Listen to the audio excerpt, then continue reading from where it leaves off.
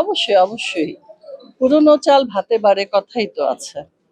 তারপর পুরনো ডিরেক্টর সেরকম ছবি কি আর এখন হয়? যেমন সুজন সখী, তারপরে আরো নাম এখন আমার মনে পড়ছে না। এরকম বহু ছবি আছে।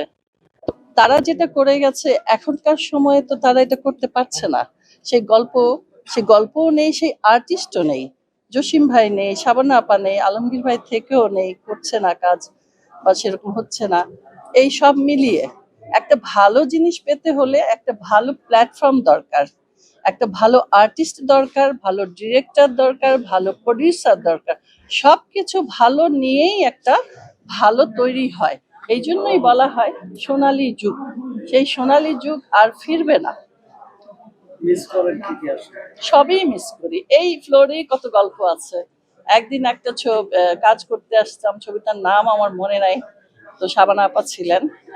তো ওনার একটা অ্যাক্সিডেন্ট হয়েছিল, মানে অ্যাক্সিডেন্ট বলতে বোধহয় অপারেশন পিত্তথলিতে বা এরকম একটা কিছু অ্যাপেন্ডিসাইড।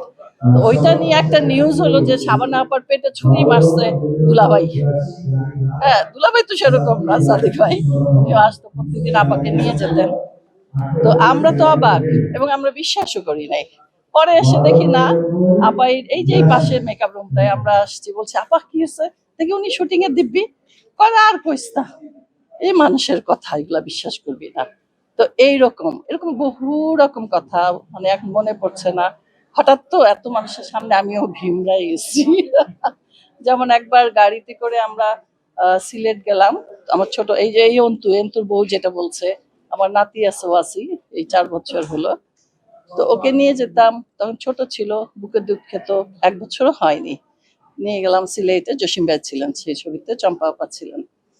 আসার সময় দেখি এত ঠান্ডা শ্রীমঙ্গলে। তখন আমি চম্পা আপার গাড়িতে করে আমার ছোট বাচ্চাকে পাঠায় দিলাম। আর হলো ওই জসিম ভাই ছিল আর চম্পা আপা ছিল। তখন ওই চম্পা আপা, আমি যে বাসায় পাঠাবো মানে আমার বোনকে আর বাচ্চাকে, ওই সময় তো আর অত টাকা পয়সা নিয়ে ঘুরি না, অত নাই। তখন চম্পা আপা আমার বোনের হাতে টাকা দিয়ে বললেন, যাও, নেমে তো রিক্সায় যেতে হবে, দলিপাড়া আমাদের বাসা, বা রাস্তায় কোনো লাগতে পারে। তখন হাতে গুজে টাকা দিয়ে দিল আমার বোনের হাতে, মানে আমার হাতে দিছে, আমি আমার বোনের হাতে দিয়ে দিলাম।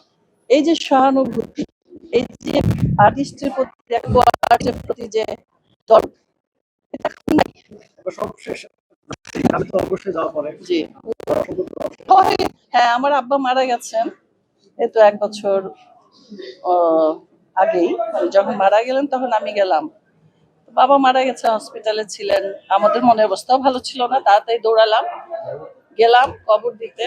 তো 11 কথা ছিল আমরা থাকবো, আমাদের সব ভাই বোন গেল গাড়ি টাড়ি নিয়ে, আমিও গেলাম।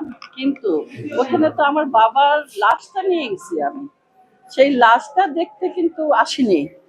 মানে ওইভাবে সবাই ভিড় করে নাই, করছে আমাকে দেখতে। তো তখন দর্শক বোঝে না একটা শিল্পীর মনের অবস্থা। তখন বলে একটা সেলফি তুলবো। তা আমরা তো তখন সেলফি তোলার মুডে নাই।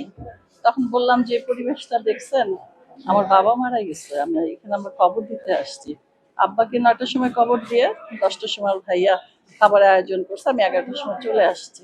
চলে আসতে বাধ্য হয়েছি ওই ভিড়ের কারণে, তা নাহলে থাকতাম বাড়িতে। তো এটা খ্যাতির বিড়ম্বনা, এটা আমাদেরকে পোহাইতে হয়, কিছু করার নেই। সবশেষ নতুন বছরে